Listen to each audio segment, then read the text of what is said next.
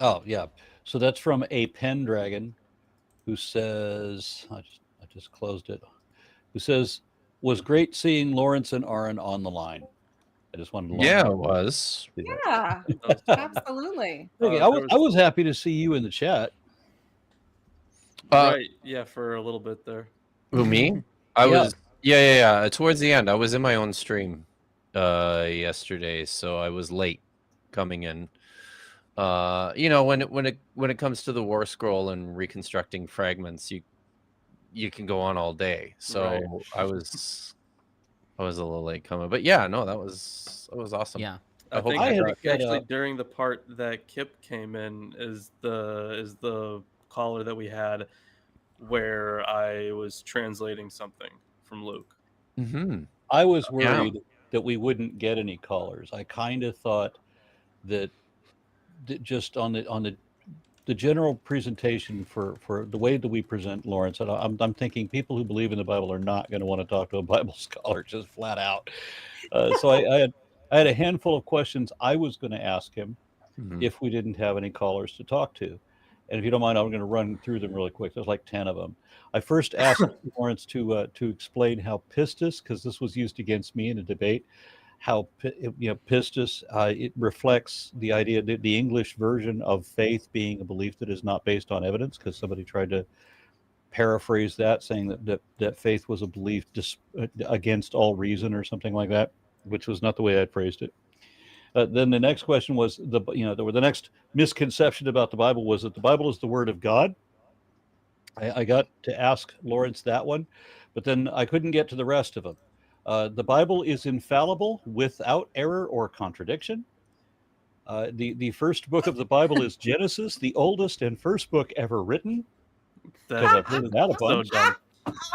That's so dumb. I don't even think I've heard that claim that it's the oldest book ever written. I mean, Have you admittedly, not? those are people who No. Jerry I mean, Falwell it's got. right there. It's the you know, first one, right? brain- In the Bible.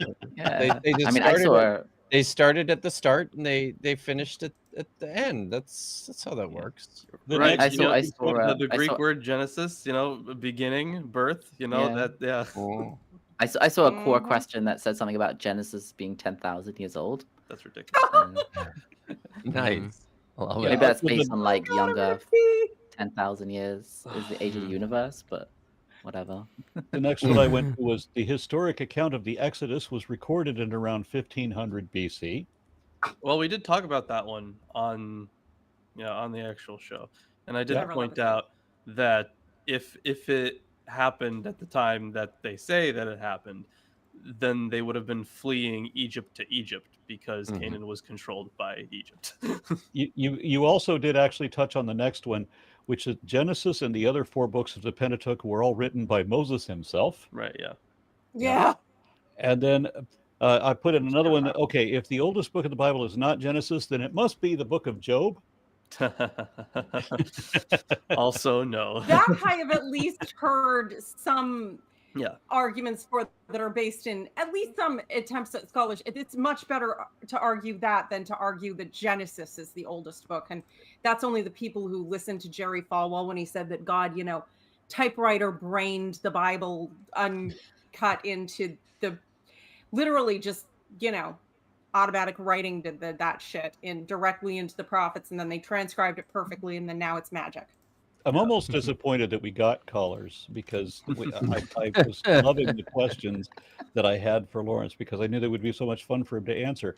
Like Isaiah 40:22 proves that even 2,800 years ago, the prophets of God knew that the world was a sphere. Don't even get Yeah. don't even get me Yeah. started. Don't even get me started. Go watch my hour-and-a-half long video on that. Yeah.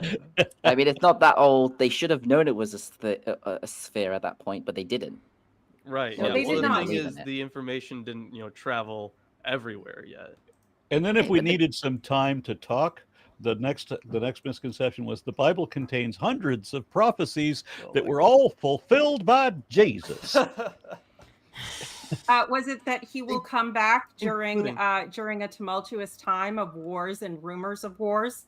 Because that's totally happening 100% Always. of the time Yeah, always. of all of human history. I mean, if there's you go through their also list the of 100 prophecies. prophecies, it's hilarious. There's also the prophecies that are misquoted. Like one author would say, "Oh, this is a prophecy from Isaiah," but oh, sorry, it's actually from Zechariah. You got it wrong. Yeah.